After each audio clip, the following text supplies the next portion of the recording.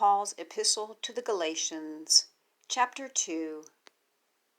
Then, 14 years after, I went up again to Jerusalem with Barnabas, and took Titus with me also. And I went up by revelation, and communicated unto them that gospel which I preach among the Gentiles, but privately to them which were of reputation, lest by any means I should run, or had run, in vain.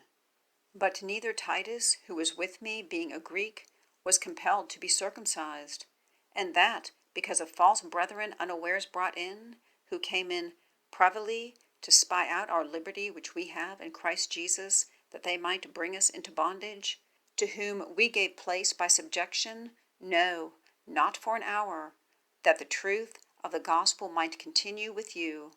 But of these who seemed to be somewhat, whatsoever they were, it maketh no matter to me.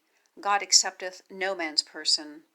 For they who seemed to be somewhat in conference added nothing to me, but contrawise, when they saw that the gospel of the uncircumcision was committed unto me, as the gospel of the circumcision was unto Peter, for he that wrought effectually in Peter to the apostleship of the circumcision, the same was mighty in me toward the Gentiles.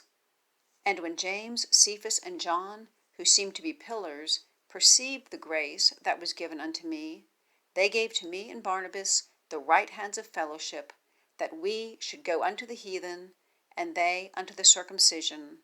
Only they would that we should remember the poor, the same which I also was forward to do.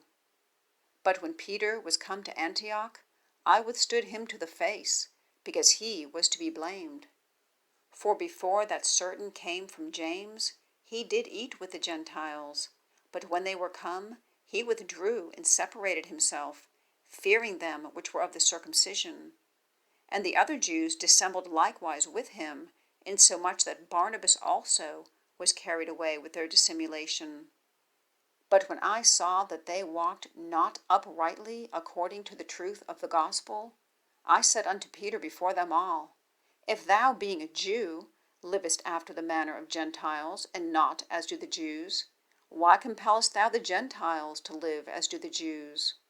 We who are Jews by nature, and not sinners of the Gentiles, knowing that a man is not justified by works of the law, but by the faith of Jesus Christ, even we have believed in Jesus Christ, that we might be justified by the faith of Christ, and not by the works of the law.